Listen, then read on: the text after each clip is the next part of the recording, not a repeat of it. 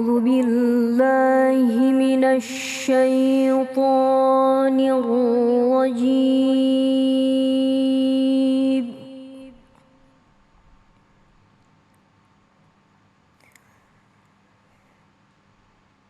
بسم الله الرحمن الرحيم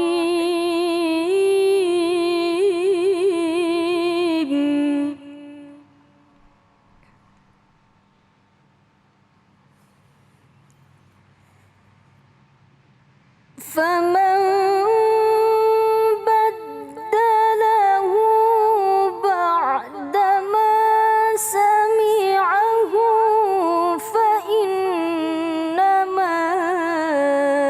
إثمه على الذين يبدلونه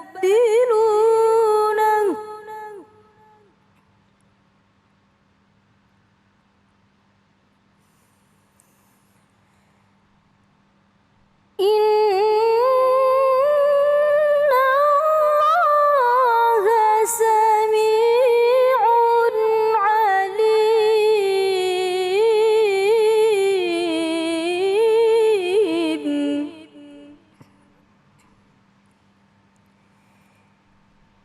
إن الله سميع عليم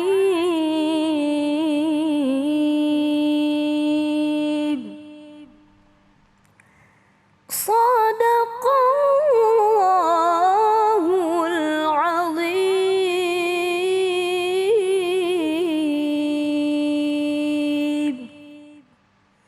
Bismillahirrahmanirrahim. Allahumma salli ala sayyidina Muhammad wa ala ali sayyidina Muhammad. Assalamualaikum warahmatullahi wabarakatuh.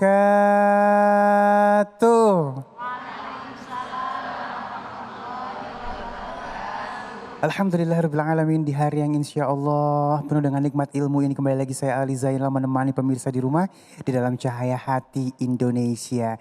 Dan baik, kita punya tema yang sangat luar biasa. Di antaranya yang pertama adalah bolehkah merubah wasiat? Aduh, kadang-kadang ada yang suka bohong-bohongin wasiat ya. Nah ini gimana caranya, nanti ilmunya akan dikasih tahu oleh guru kita ya.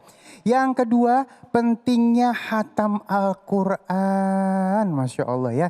Dan yang ketiga, cara Islam hadapi ujian. Dan baik, sebelum kita bertemu dengan guru-guru kita yang dimuliakan Allah Subhanahu wa taala, Ali ingin sapa dulu jamaah yang ada di masjid. Assalamualaikum. Masya Allah, sehat semuanya? Alhamdulillahirrabbilalamin. Dari majelis taklim mana nih?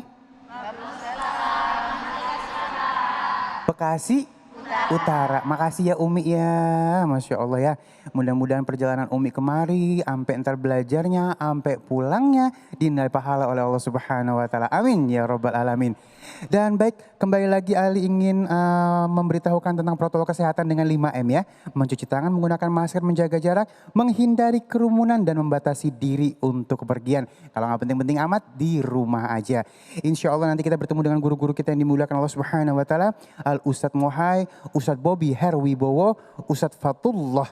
Dan ngaji yuk nanti bersama guru kita yang dimuliakan Allah Subhanahu wa taala, Al Ustadz Munawir ngaji. Dan baik, sama-sama yuk. Bismillahirrahmanirrahim. Kita masuk ke dalam tema kita yang pertama, bolehkah merubah wasiat? Yang insya Allah disampaikan oleh guru kita yang dimuliakan Allah Subhanahu wa taala, Al Ustadz Mohai. Allahumma sholli ala sayyidina Muhammad. Terima kasih. Bismillahirrahmanirrahim. Assalamualaikum warahmatullahi wabarakatuh. Waalaikumsalam warahmatullahi wabarakatuh. Alhamdulillah, wassalatu wassalamu ala rasulillah, asyhadu an la ilaha illallah wahdahu la syarikalah, wa asyhadu anna muhammadan abduhu wa rasuluhu alladzi la nabiyya ba'dah. Amma ba'du, qala Allah ta'ala fi kitabihil karim wa huwa asdaqul qailin. Yarfa'illahu alladhina amanu minkum walladzina utul ilma darajat.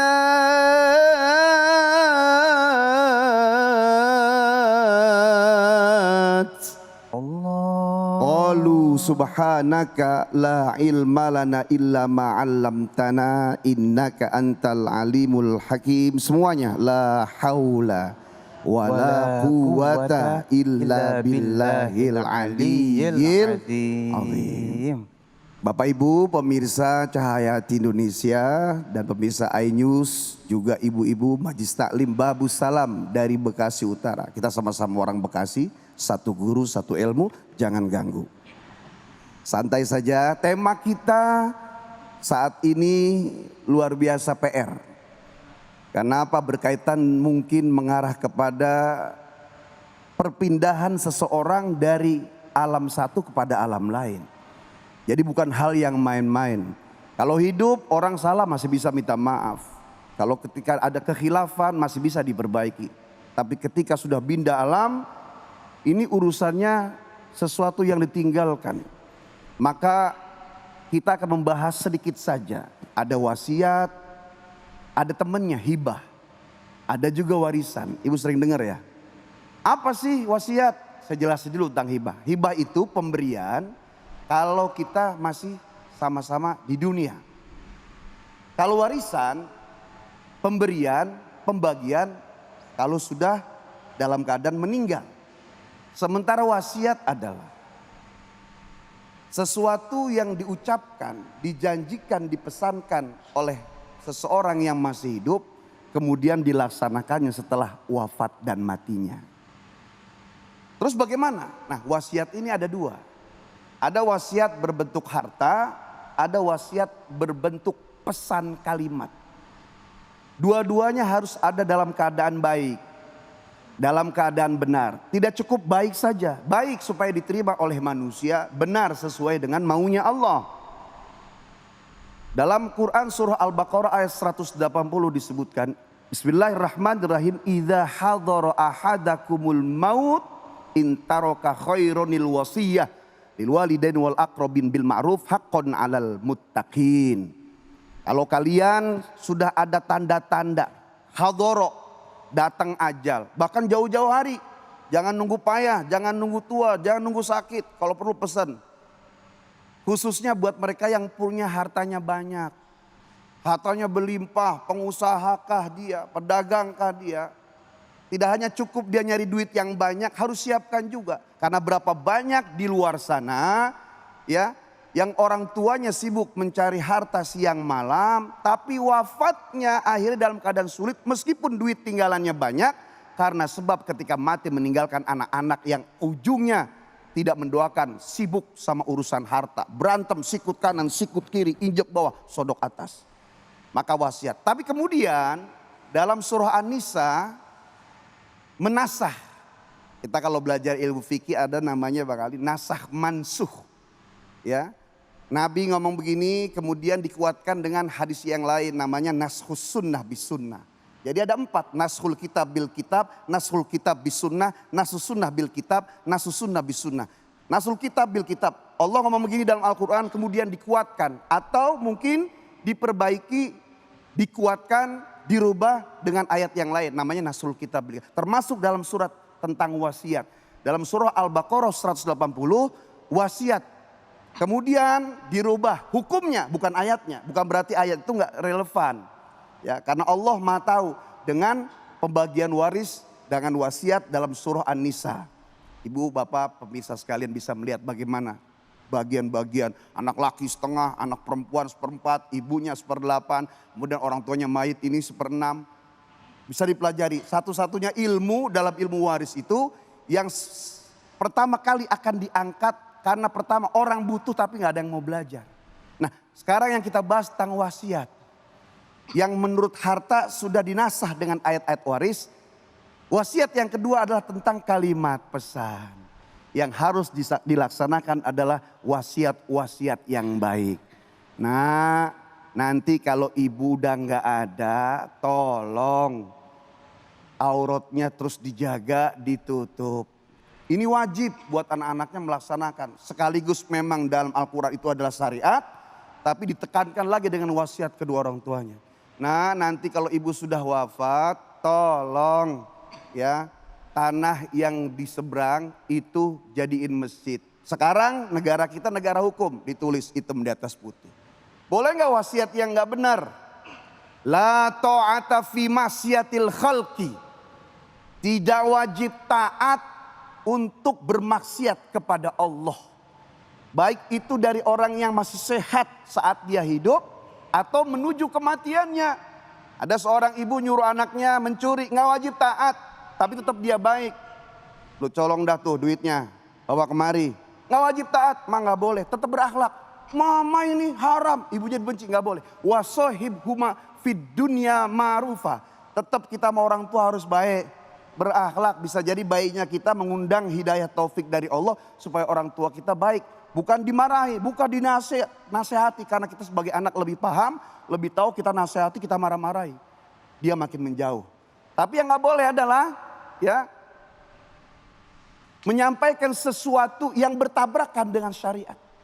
Wa may ya'sillah wa rasulah wa yata'adda hududahu yudkhilhu naron khalidan fiha. Siapa yang bermaksiat kepada Allah dan Rasulnya, melampaui batas, Allah masukkan ke dalam neraka jahanam. Na'udzubillah min. Bu, ada seorang kakek. Lo nanti kalau engkau udah pergi, tanah di belakang jangan dijual. Emang kenapa kau punya orang?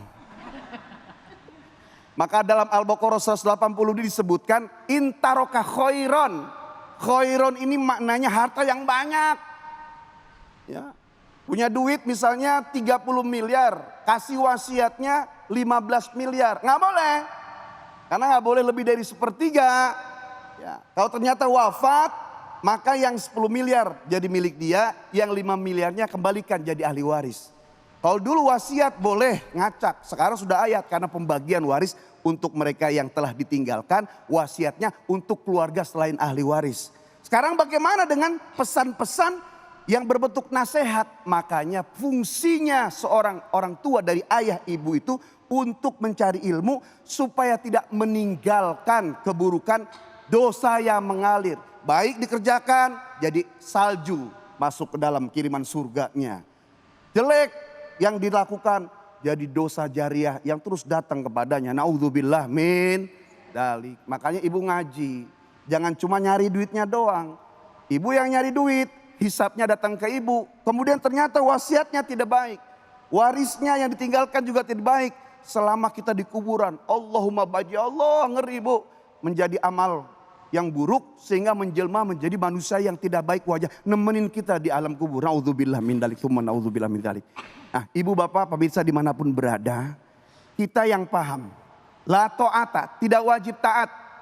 Ya, termasuk ketika seseorang ada berwasiat, ketika dalam hidupnya lahir dalam keadaan perempuan, kemudian di tengah-tengah jadi laki-laki, kemudian dia berwasiat supaya dikuburkan seperti perempuan pada laki-laki, maka keluarganya siapapun ya tidak wajib untuk melaksanakan itu.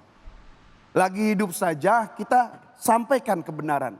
Man ra'a minkum munkaron fal yughayyir biyadihi. Yughayyir biyadihi. Fa bilisanihi wa illam yastati fa biqalbihi wa huwa adaful iman. Siapa yang melihat kemungkaran, ya maka robah dia dengan pangkat jabatannya, robah dia dengan sampaian dakwah, robah dia dengan sesuatu yang membuat dia paham. Kalau enggak minimal kita pahami bahwa itu tidak benar. Dan itu selemah-lemahnya iman. Pemirsa dimanapun berada, kekuatan kita untuk menyampaikan tentang kebenaran itu tentunya akan bisa sampai kepada mereka kalau kitanya punya ilmu. Derajat ilmu tertinggi. Adakah yang lebih mulia dari ilmu? Pemanggul ilmu, orang yang paham. Adakah lebih mulia dari keduanya? Yaitu kaifiyah, cara menyampaikan. Termasuk menyampaikan pada orang yang mereka tidak paham agama juga harus dengan cara-cara yang baik. Metode, kaifiyah, thoriqoh, termasuk menyampaikan ketika ada seseorang berwasiat dengan wasiat yang tidak benar, ya maka tidak boleh, tidak ada kewajiban kita untuk melaksanakan siapapun dia. Pertama, dia berbuat kebaikan niatnya, tapi intinya adalah bergotong royong dalam keburukan. Wa ta'awanu 'alal birri wat taqwa. Wala ta'awanu 'alal itsmi wal udwan. Tolong menolonglah kalian dalam kebaikan dan kebenaran, dan jangan tolong menolong dalam sesuatu yang membuat kita berdosa di hadapan Allah. Termasuk melaksanakan sesuatu yang tidak baik dan benar menurut Allah. Karena hidup ini gak cukup hanya cerdas doang. Makanya ibu kalau doain anak, nak pinter ya nak. Berapa banyak orang pinter di Indonesia, gak usah bersaing. Orang Indonesia tuh pinter-pinter. Tapi hidup gak cukup hanya pinter doang. Bahkan pinter sama cerdas aja beda. Orang pinter karena belajar, orang cerdas karena dia mulai beramal. Maka butuh yang kedua, baik supaya diterima oleh halayak, benar supaya diterima oleh Allah. Makanya ibu kalau menyampaikan kebenaran harus ada ilmunya. Apalagi berwasiat ya dengan sesuatu yang berkaitan dengan amal ibadah. Asalnya kita dari surga, akan balik pulang kampung lagi ke dalam surga. Maka Allah ingin disembah dengan caranya ilmu, ulama, ya, keberkahan adalah cara-cara supaya kita bisa pulang kampung balik ke dalam surga insya Allah. Kita berdoa dari godaan syaitan yang membuat kita ini bisa hancur. Dari ilmu yang tidak manfaat menjadi ilmu yang manfaat insya Allah. Yuk sama-sama. Bismillahirrahmanirrahim. Allahumma inni a'udzubika min hamazatish syayatin wa a'udzubika ayyahdurun. Insyaallah amin ya rabbal alamin. Baik, alhamdulillahirabbil alamin. Guruku mohon izin ada beberapa pertanyaan nih guru. Memang kalau ngomongin masalah wasiat ini berarti boleh dirubah apabila menyalahi syariat ya. Misalnya kayak tadi guru juga jelas dia memang laki-laki berubah jadi perempuan terus ingin dimakam. Nah boleh gak sih merubah wasiat tapi sebenarnya berbohong.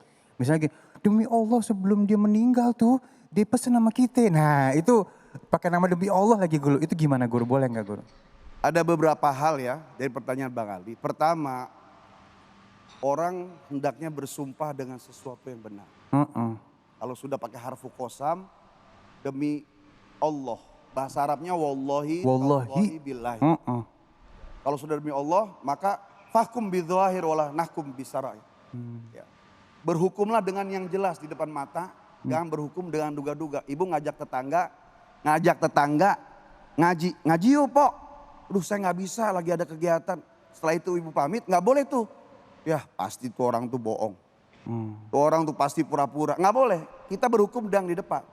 Kemudian bagaimana tanggung jawabnya? Yang bohong tadi, apalagi sudah bawa nama Allah. Sudah bersumpah, ini sudah luar biasa. Orang jadi percaya gara-gara nama Allah padahal dia berbohong.